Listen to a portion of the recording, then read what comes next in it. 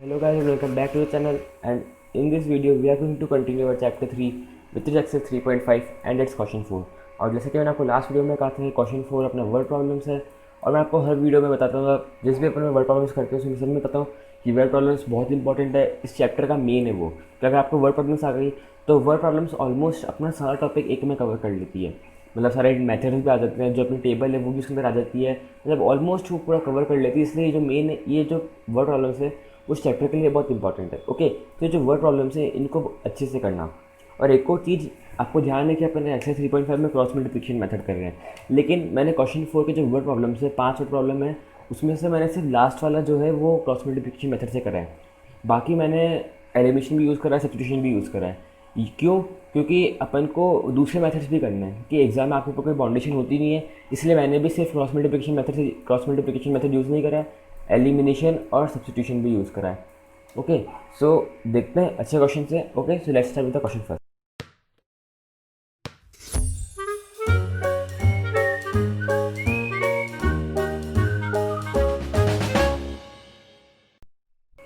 तो question first में अपने पास है बहुत बड़ा क्वेश्चन है, आपको बता देता हूँ क्वेश्चन में बोला क्या अपन को। ना तो क्वेश्चन में अपन को बोला है कि एक हॉस्टल है, उसका एक मंथली चार्ज है, मतलब एक फिक्स चार्ज है, वो एक फिक्स चार्ज है, और जो रिमेनिंग अमाउंट है वो नंबर ऑफ डेज, मतलब कितने दिन तक आपने एक्स्ट्रा खाना लिया है, मतलब कितने दिन तक आपने खाना लिया है वो उसके ऊपर डिपेंड करेगा। ओके, तो अपन को बोला है कि स्टूडेंट ए है, उसने लिया है 20 दिन तक खाना और 1000 रुपये पे करे, और एक स्टूडेंट बी है, उसने लिया है 26 डेज तक खाना और 1180 रुपीज़ पे करें। अपन को बोले फिक्स चार्ज और कॉस्ट पर डे निकालो। आपको ध्यान होगा कि अपने लास्ट एक्सरसाइज में वर्ड प्रॉब्लम से मैं क्वेश्चन करा था टैक्सी वाला, मतलब टैक्सी में एक फिक्स चार्ज था और एक पर किलोमीटर का चार्ज था। इसमें वैसे ये फिक्स चार्ज है अपना एक्स और पर डे का है वाई। देखो फिक्स चार्ज तो लगेगा ही, प्लस अब पर डे का किसके डेज के हिसाब से लगेगा। एक दिन का वाई है तो 20 डेज का कितना हो जाएगा, 20 वाई इज इक्वल टू 1000। ऐसे स्टूडेंट बी का x plus 26y is equal to 1180, है ना। अब इसको एलिमिनेशन मेथड से सॉल्व कर दो, क्योंकि मैंने आपको कहा कि मैं सिर्फ क्रॉस मल्टीप्लिकेशन यूज़ नहीं करूँगा, तो अपन कर देंगे एलिमिनेशन। अपन ने देखा एक्स और एक्स के ऑलरेडी सेम है कोफिशिएंट्स, तो अपन ने क्वेश्चन को माइनस कर दिया। माइनस करने तो इसका साइन चेंज, इसका साइन चेंज और इसका साइन चेंज, तो इससे ये कट गया। यहाँ पर आ जाएगा -6y इज इक्वल टू -180 ना। तो क्या आ गया, वाई की वैल्यू आ जाएगी आपके, वाई की वैल्यू आ गई आपके 30। ओके, वाई की वैल्यू 30 आ गई आपके। अब एक्स की वैल्यू कैसे आएगी, आप इसको सॉल्व कर लेना, एक्स की वैल्यू आपके 400 आ जाएगी। ओके, तो देखो ये आई हो, आपको समझ आ गया होगा। अब एक तो पूरा सिस्टमेटिक मेथड से देखो इसको थोड़ा। देखो let the fix charge be और food be x, the charge per day be Y.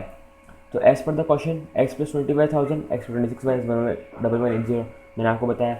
सपरेटिंग equation 1 from second जो मैंने आपको करके बताई, तो आपको क्या आया 6y इज इक्वल टू 180, तो y की वैल्यू आ गई 30।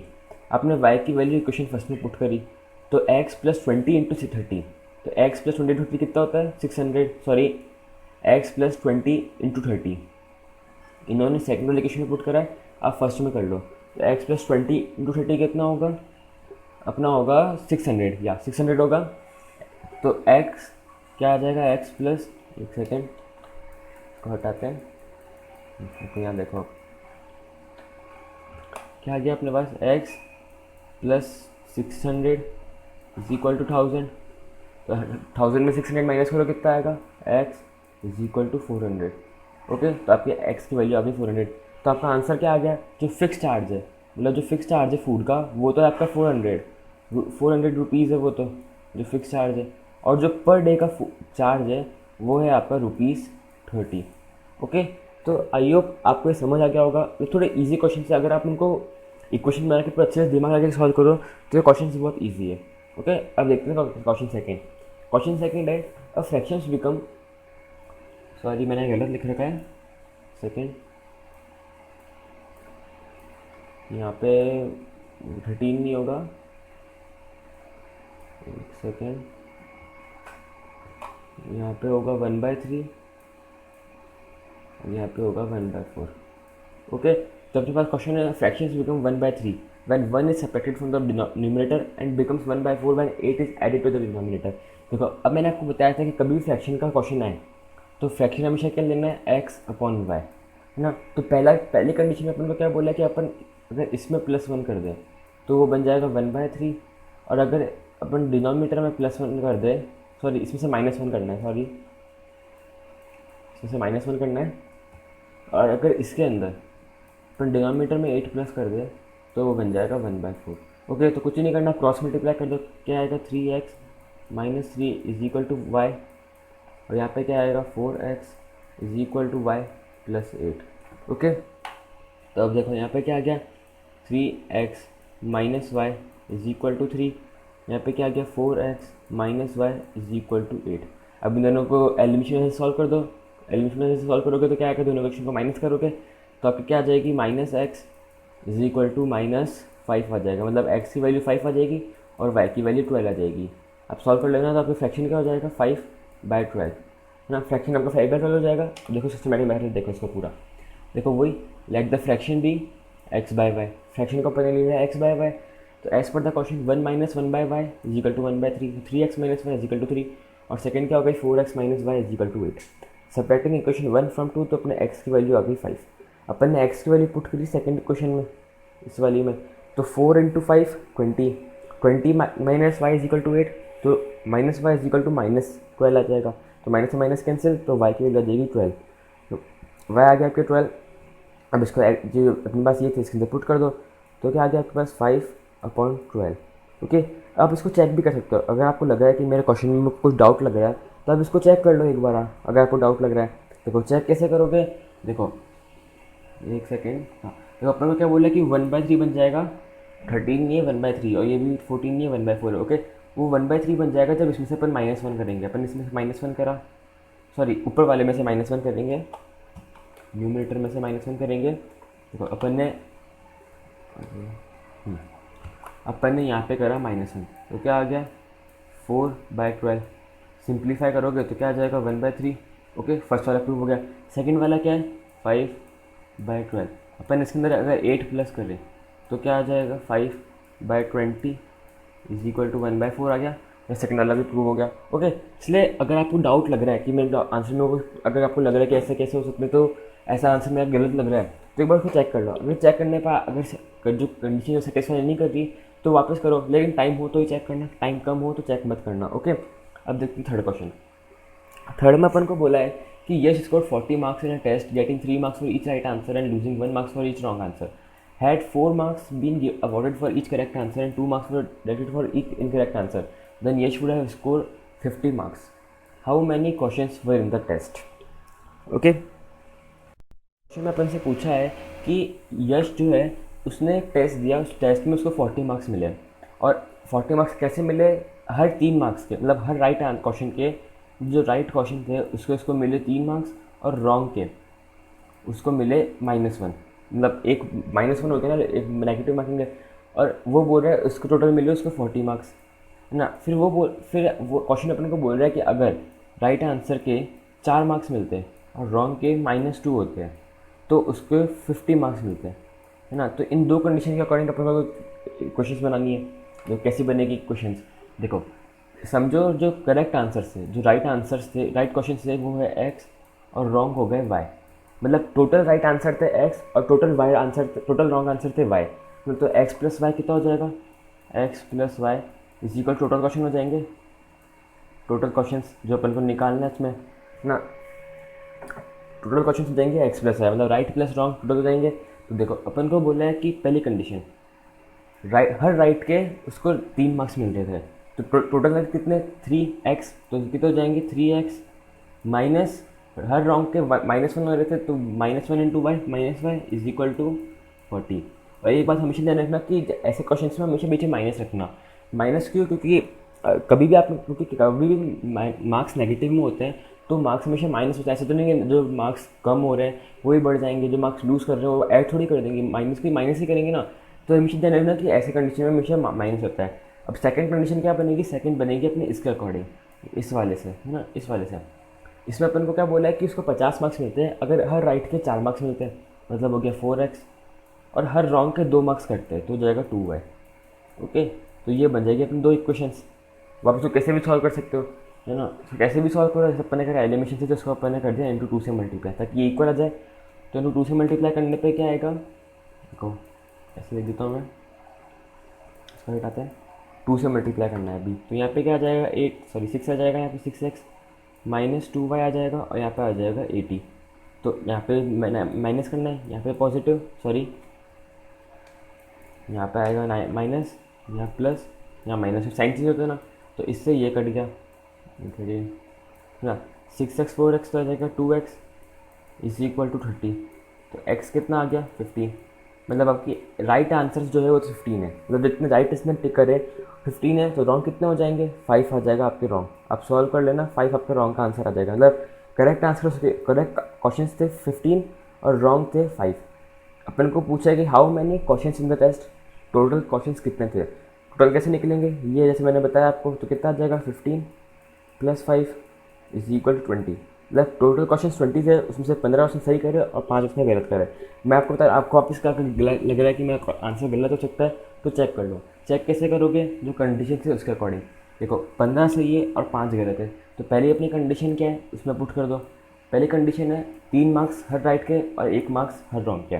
देखो 15 इंटू 3 45 माइनस 5 इंटू -1 प्लस 15 तो हो जाए, सॉरी 15 इंटू 3, इसको पूरे को हटाते हैं एक बार, पूरे को हटाते हैं। तो राइट उसके थे 15 और रॉन्ग थे 5। तो पहली कंडीशन क्या हो जाएगी 45 -5, क्योंकि हर रॉन्ग आंसर के -1 होने थे, तो -1 इंटू 5 -5 इज इक्वल टू कितना आ जाएगा 40 ना। तो फिर सेटिस्फाई कर रहा है कि उसको 40 मार्क्स ही मिले थे।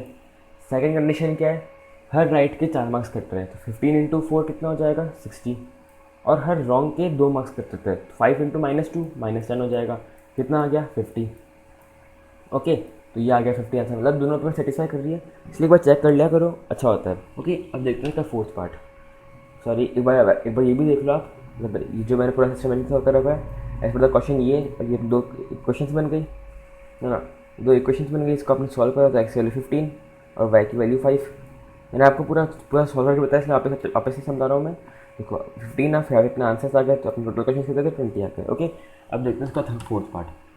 फोर्थ पार्ट थोड़ा इंटरेस्टिंग है, अच्छे से समझ में। देखो उसको अच्छे से समझाता हूँ। क्वेश्चन में अपन को बोला क्या है, इस क्वेश्चन में अपन को बोला है कि समझो एक ए है और एक बी है, मतलब 2 कार है, उन दोनों के बीच में 100 किलोमीटर का डिफरेंस है, या 2 जगह बोल सकते हो, 2 जगह है ना, उन दोनों के बीच में 100 किलोमीटर डिफरेंस है। तो अपन को 2 केस दे रखे हैं। पहले केस में क्या बोला है कि ए से, मतलब समझो यहाँ पे कोई एक्स जगह है, एक सेकेंड समझो ये एक्स है, एक्स नहीं देखो,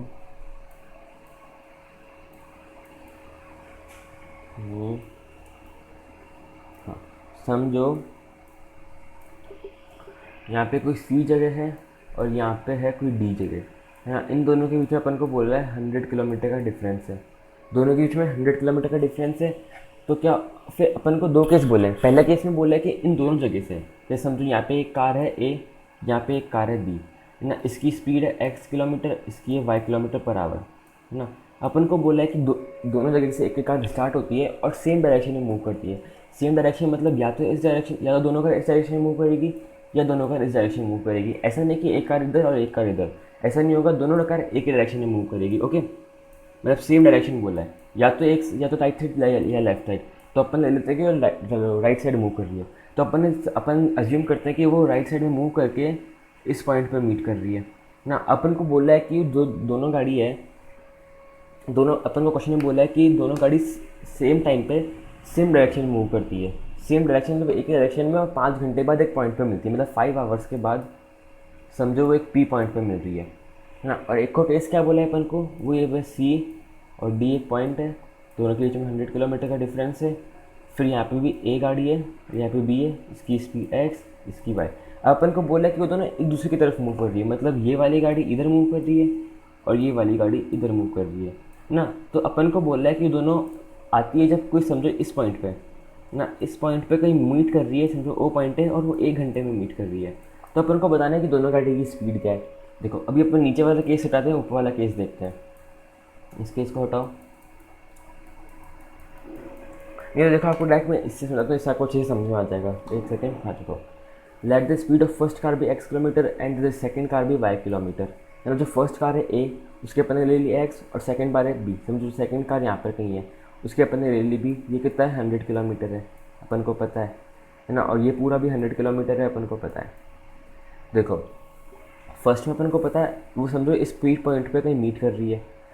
तो देखो अब क्या होगा, अपन को एक्स की अपन को निकालने का स्पीड निकालनी है, दोनों की स्पीड क्या है ना। तो अपन को इसमें डिस्टेंस पता है, अपन एक समझो पहले ले लिया let the meet on point P, तो क्या हो जाएगा A P minus B P is equal to A B.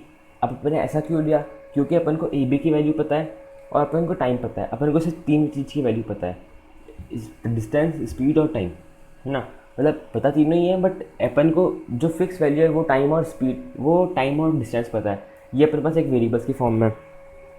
तो इसके अंदर क्या होगा, देखो अपन ने ले लिया A B is equal to A P minus B P, मतलब दिस, देखो कैसे होगा ये, देखो कलर लेते हैं अपन ब्लू। देखो इस पूरे में से अगर अपन इसको माइनस कर दें तो ये तो हट जाएगा, बचेगा क्या, ए बी, इसलिए अपन ने ऐसा ले लिया क्योंकि अपन को ए पी और बी पी की वैल्यू पता है। वैल्यू पता है मतलब अपन उसको अज्यूम कर सकते हैं स्पीड, क्योंकि डिस्टेंस है वो।